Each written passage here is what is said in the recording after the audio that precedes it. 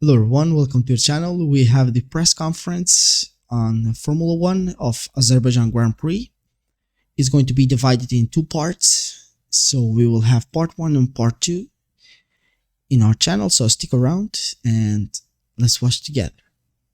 To the drivers' press conference ahead of the FIA Formula 1 Azerbaijan Grand Prix. We've got two groups of three coming your way, and first group, closest to me, we have Zhou, Guanyu. Then we have what I call almost rookies. We've got Franco, Colapinto, and Ollie Bearman. Now, welcome to you all.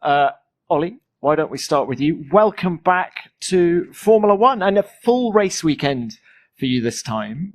What are your expectations coming into this one? Yeah, it's nice to be back, first of all. Of course, not the circumstances I would have hoped, but nonetheless, it's a great opportunity to build up my experience, get a full weekend under my belt, like you said, with some notice this time. I've been known it was coming, which is helpful. And yeah, I just want to use it to really build up step by step and enjoy it as well. How much difference does the notice period make? Because, of course, you were parachuted in on Saturday morning in Saudi Arabia at Ferrari. You've had a couple of weeks now to build up to this. What have you been doing in that time?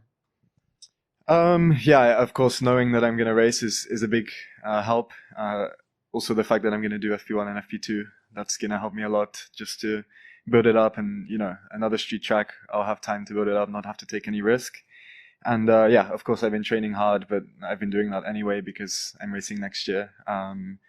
Yeah, just continuing the training process and making sure I'm as ready as possible. And tell us about Baku. You have a tremendous record here, having won both Formula 2 races here last year. It's a tricky track, but one that you go very well at. Are you excited to be making your first full Grand Prix appearance at this racetrack? Yeah, like you said, last year went pretty well. And yeah, I was excited to come here in F2, and of course to make the step to F1 for this weekend is a great experience. I'm really looking forward to it. I got a lot of confidence at this track last year. From the outside, it was a very clean weekend. On the inside, I hit the wall every single session, so I'm going to be trying to tone that down a little bit. And yeah, just have a clean weekend and enjoy it as well. First of all, I want to say I'm sorry for stopping this video in between, but YouTube rules, we don't want to get copyrighted. Second of all, welcome back to Ollie Bearman. We saw him once drove the car of Carlos Sainz in Ferrari. So he's a prodigy, first of all, and then he really is a good driver from what we saw, because we haven't seen him a lot on Formula 1. But from the statistics, he is a really good driver. So hopefully we'll do good with Haas and maybe earn a point. Who knows? Let's continue. Is that the goal? Just have a clean weekend and enjoy it, and what will be, will be? Yeah, exactly. I just want to build up step by step because we have time to do that. In F2, you have to be straight on the pace, take a lot of risk. With just one session, we have 3 of them this weekend. So I just want to maximize myself and gain experience. It's going to be the most sessions I've done in F1 in a single time. I've never done an FP2 session before. I've done all the others, but not FP2. So yeah, it'll just be a case of building it up. And enjoyment is coming anyway. So yeah. Look, best of luck to you. Thank you, Ollie. Franco, if we could come to you now. Before we talk about Baku, can we throw it back a couple of weeks to Monza? How do you reflect on that first Grand Prix weekend? It was very special. It's amazing to see here so many people. In F2 there were so little, and now it's full. But I'm very happy to be here. It was a very special moment in my career. Of course, you always work for that goal and that dream since you are very little, and to have achieved it in Monza, it's very late notice. I was in the sim for F2 preparing the race of Monza with the MP team, and suddenly I got a call that I had to go to England, and I did the best prep I could, but was very little. Unfortunately, I didn't have a lot of experience in the Formula 1 car, so I had to learn quite a lot of things very quick. I had a lot of information coming in from all the team members, and they were super helpful. They were really, really helpful, and it helped me to process everything a little bit quicker, to do that learning process quicker, and I think part of the good performance that I had in Monza was due to my engineers, due to the mechanics, due to the warm welcome that everyone has been giving me in the team. Alex has been very, very helpful as well, very supportive, and yeah, I'm just very happy to be in this team. Honestly, it's an amazing family. It's of course not the best circumstances. I know Logan was very close to all the team members, and it's very sad, but of course you never choose when you get to Formula One, and it was very special for me, something I was not waiting for. I was still training a lot, and I was since the beginning of the year trying to get ready in case of Formula One race was coming in, and I think I did the job in Monza. Of course, super grateful with the opportunity Williams gave me, the chance, the trust that James put, to put a young driver again in the seat in Williams. That is something that represents the team, represents Williams, to put the young drivers and give them an opportunity. And it was amazing to see and amazing to be there after so many years without an Argentine driver in the grid. To be me, the one joining the Formula One grid, was just an amazing feeling and very special there in Monza. You did a great job. What was the biggest thing you learnt at Monza? I did learn so much stuff, but to be honest, we were going into the race with a lot of question marks. I haven't done more than 8 laps in a row in a Formula One car before that, and then suddenly they put me into 53, and it was very tough, and there were many circumstances that I was not sure what I had to do, and I was learning during the race, and we went step by step. I think that was the most important part to be building on during the race weekend. We did a good job up until quali. I did a little mistake, and I missed the chance to go into Q2, but it was still a very special weekend. The race was, as I said before, a lot of question marks, and we did the job. Just bounced back very strong after a tough quali, and I showed with the team, that gave me a trust to put me there, and they are doing a lot of effort these last few races. That I could do the job. The team is of course working forward and hoping to be scoring more points soon. So it's great to see that I might help them on that in the future. Just one little thing. I'm sorry again. I just wanted to say that Franco did a really good job with Williams on Monza, even though as he said, he didn't have too much experience with the F1 car.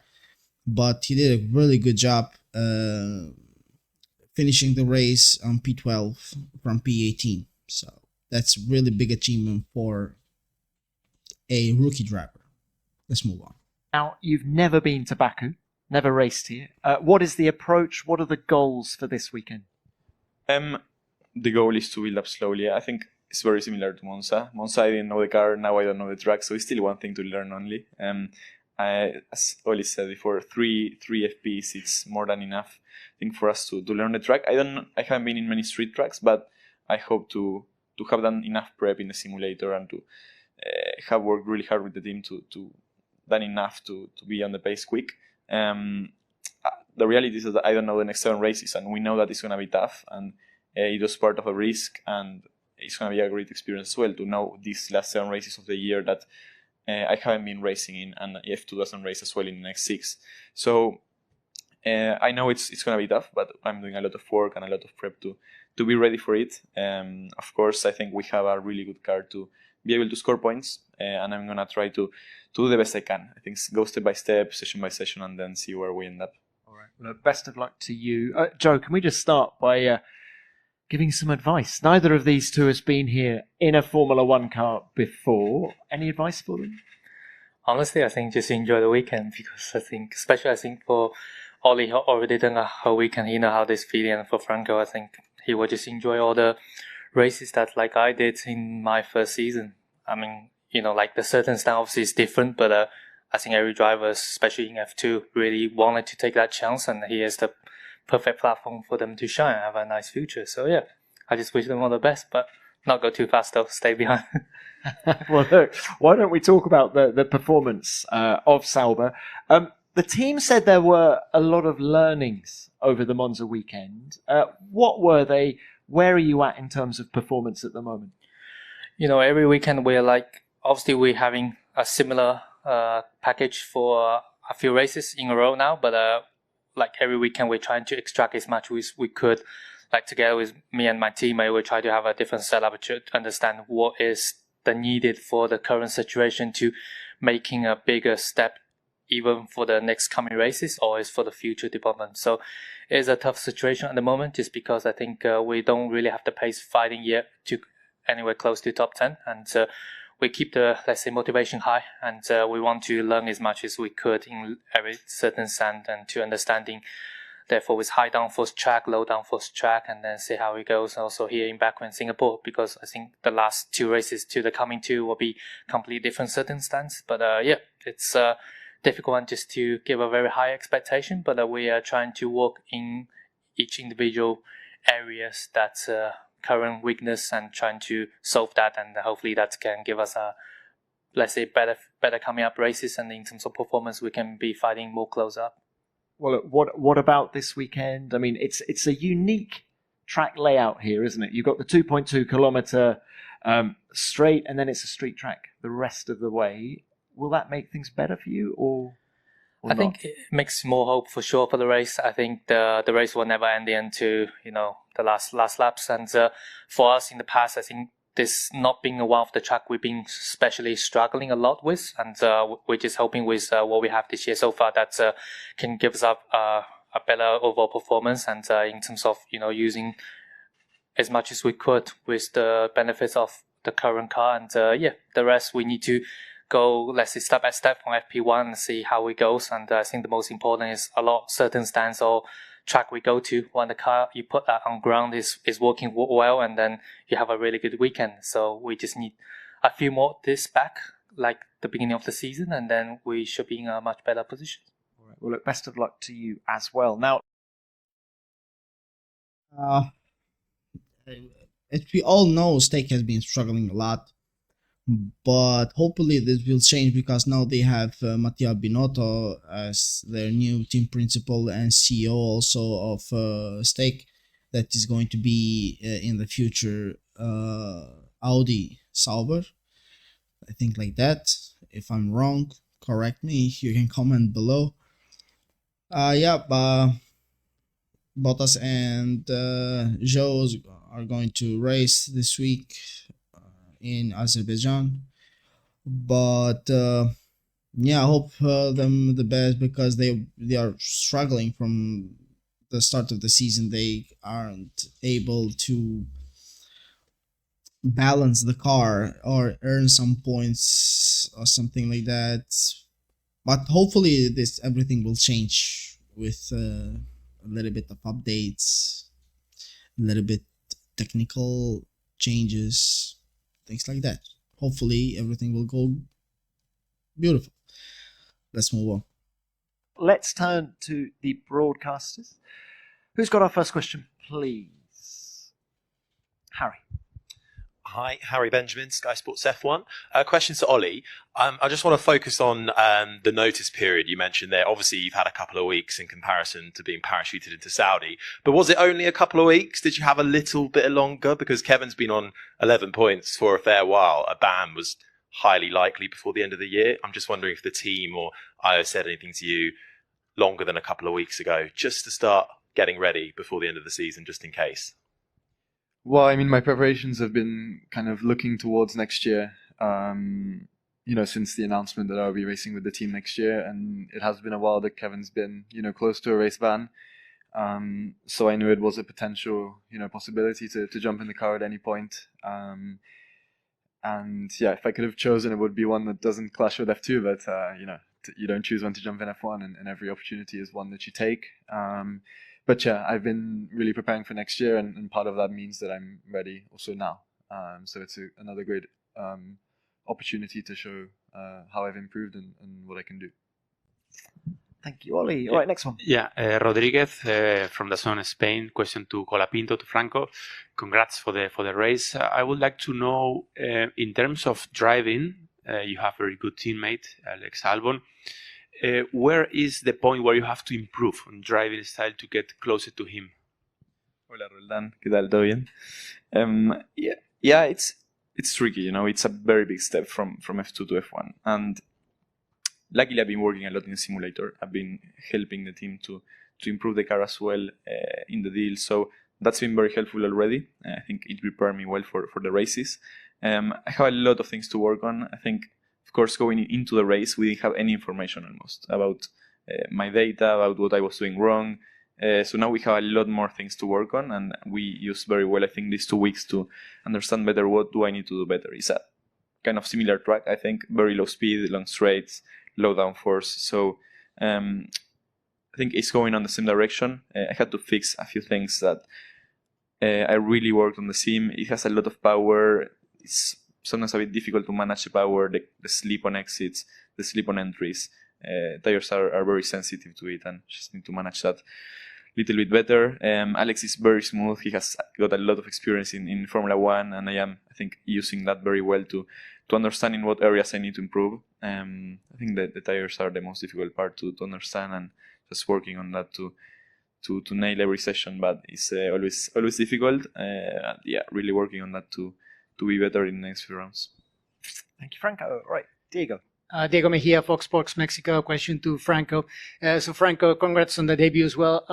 Seems like your popularity has suddenly exploded in Argentina and part of Latin America. You've been enjoying it on social media, as we've seen over the past few days. How are you embracing that, and what has surprised you about the change from 2 weeks ago when you were still a Formula 2 driver?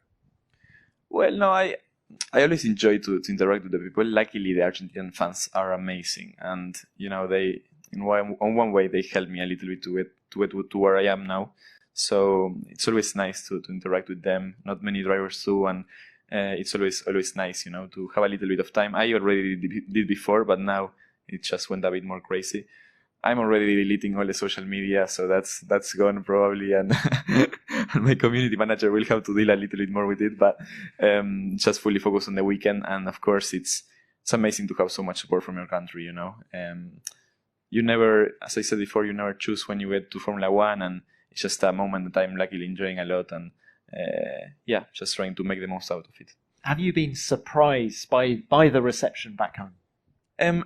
No, I knew it was going to be like this, It's been 23 years since an Argentinian driver got to Formula One the last time, and there was so much need of the country. They love sports, and there was so much need from Argentina to have a Formula One driver on the grid. They are very, very big motorsport fans, and to be honest, I would have loved when I was very little to have someone in Formula One to be able to support, to be able to wake up in the mornings and watch the races. And I didn't have that. And of course, it's a pleasure that it's me now, the one that is here, and that so many young kids are, starting go-kart because they are seeing now the races, and because motorsport is getting a little bit more famous and to more people in their houses. And unfortunately, I didn't have that person to be cheering for. But it's amazing that I can see so many people now happy, enjoying as I am doing here in Formula One, but also from their houses, cheering and supporting so much. Thanks, Franco. All right, next one. Albert. Albert Faber, ESPN Latam. Question for Franco. Was there any special advice, any special message that you received before you start the race from other drivers or from other personnel from the Formula One that at the end of the race you say, wow, he was right on that? Yeah, I did. Actually, the first message I received was from Lando as soon as it got announced. He just won the race before, and he sent me a message. So he was very nice, very polite. And I've been speaking in the Drivers Parade later with the guys, with Charles, Lando, Alex, and they have been giving me some tips and some things to be aware of. Some things I've been struggling that they have helped, but it is very difficult. Until you don't drive the car, it's like they told me before driving the Formula One car. It's very tough on the brakes. It's impressive how much acceleration it has, then the power, how quick it's in the entry of the corners. And you can imagine it, but until you don't drive it, you don't really realize, you don't get the feeling of how it is. And it's amazing. It's the same on the races, you have to do it to understand some things. And even if they tell you, it's like, yeah, I get it, but until I don't do it, it's difficult to feel it. And there have been a lot of drivers, they are very, very nice and helpful. I think it's a great community in F1, and it's the best drivers in the world, so it's just very nice to hear. Thank you, Franco. Any more from the broadcasters? If we've got no more from Albert, yeah. That's another one for Franco, but as well for Oli. and Zhou. Jumping from the Formula 2 to a Formula 1, do you think that the car is teaching you, is preparing you on the right way because using the same tires and the type of car, the characteristics of the car is preparing you perfectly to jump on a Formula 1, or there is always a gap that you can never expect? Joe, want to start? He can start. He's currently driving F2, like more closer to now. Ollie, go on. Thanks, guys. Yeah, no, I mean it's the closest category to F1, but I think nothing can really prepare you for F1. Just the amount of investment and time that goes into producing an F1 car, and it's developed throughout the year and optimized really by so many people. It's really a different ball game than driving the F2. So despite the F2 being the closest as possible to F1, it's still a very big step once you get to the F1. In terms of performance, what is the biggest step? For me, it's just the downforce level of F1. It allows you to do so much more. The way you drive the car is a bit different. I would relate it a bit more to F3. F3 is very similar driving style to F1. And yeah, you can just play with the limit a bit more in F1. And yeah, like I say, it's optimized. So it's really, I mean, when the car is on point, it's really perfect, and it's more of a confidence thing whether you extract a lap time or not. Whereas, yeah, it's a bit less. Once you really know the car in F2, it's more, you drive to what is possible from the car rather than yourself. Yeah, I think it's a championship that is the closest to Formula 1, but nothing can really compare to this. Suddenly, when I got the first test from working with 2 or 3 engineers, suddenly I opened a room and there were 30 of them. And you had one that is checking the wind, one that is checking the clutch, one for each little thing. And it's just like, it's a complete different level, of investment, of technology. And it's something that you need to get used to. And I think that's what, academies like Williams, or some others maybe, but especially Williams, I think they are doing so well to prepare us, the drivers. They are investing a lot of time on preparing us. I think it showed it when I jumped in the car that I hadn't got any mileage. I only did a half day in Abu Dhabi, and I did one FP1 in Silverstone, and that was it. That was my Formula 1 running. 1 hour of track in Silverstone and a little bit in Abu Dhabi, and I was on the pace almost straight away. And I think that shows that the team is doing a good job with the young drivers to be able to prepare them. Formula 2 car, it's a very nice car to drive, but is still a bit far off F1, I think.